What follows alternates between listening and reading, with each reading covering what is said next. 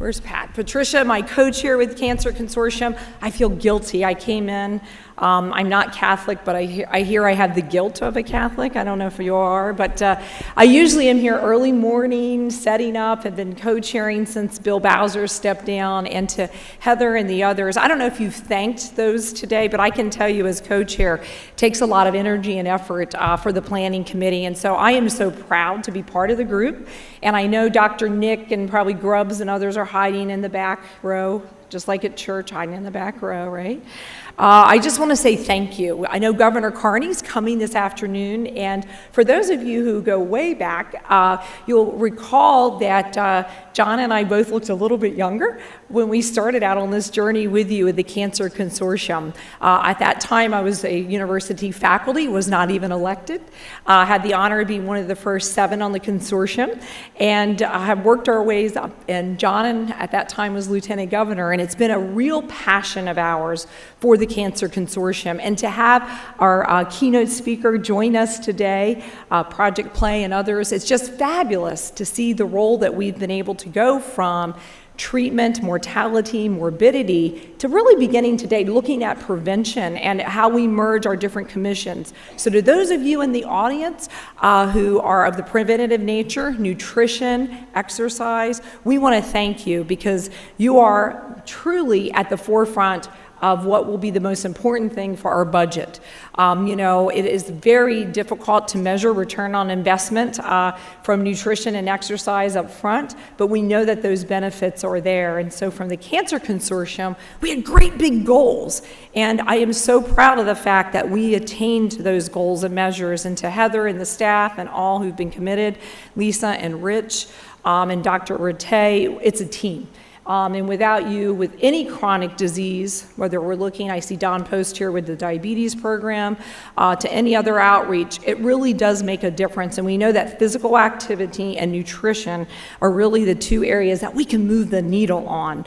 And I'm just so pleased to be part of that. As we look at the data, and I'm excited to see the speakers this afternoon, I'm sure we're going to hear some evidence-based practice.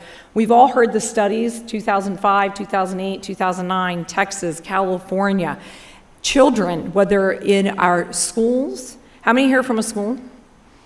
How many from childcare, early learning, faith-based organizations, wherever you might be in the community, play is important. The data are there. Those studies show, whether in California, Texas, that the more active our children are, whether we're following the national guidelines for 60 minutes, or those of us in Delaware, we came up with our own plan a few years ago with Sandy and others with the Governor's Council on Health Promotion. Linda Wolf in the corner, we finagled, we fought, we argued, is it 150 minutes of activity a week? What are we going to do with our wellness centers, Department of Ed? So we all looked at those data and we recognized that we can make children have better test scores. And so today, let's celebrate what we can do, what we have done, and take the cancer initiative to this whole new level of prevention in our children and into our future, because we know that recess helps. I vote for recess in the General Assembly. Nobody's done that with me yet, but you think about it, 15, 20 minutes of play, we get better test scores, we might have better legislation. A little physical, a few more push-ups, right? A little more exercise. We might have that, and we see that those data are there nationally with our kids. So think about it as adults, but it is imperative. We make excuses. Oh, I'm too busy, I overslept, I had to drive, take the car to the dealer, whatever. But for our children, it really is important that we have recess and we have play and activity integrated. So I'm going to wrap up to keep you on time, but I'm so honored as your newest lieutenant governor, and you all know me. As I look out in the audience, I don't think there's a face I don't know, going back, and some of you, like Fred Bruckelman, have secrets on me 20 years ago. My office door is always open. Brian Gordon is here with me. I'm on the 3rd floor of Tatnall. I have a great meeting space if you need it. and also up at the Carville building. I apologize to the consortium staff because usually I try to be here all day and torment you. But today I have to leave. But I want to say thank you to everyone in here, and I'm so serious about the fact that you really do make the difference, and we have to get the word out to our families and to our community.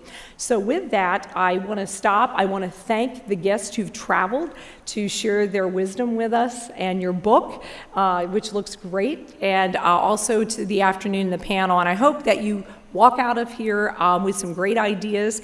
Come visit, come see us. If we need to make some more policy change, we don't mind doing that either. So again, thank you, Rich, for being the MC, and thank you to Pat, who has picked up the weight this year as the co-chair of the Cancer Consortium.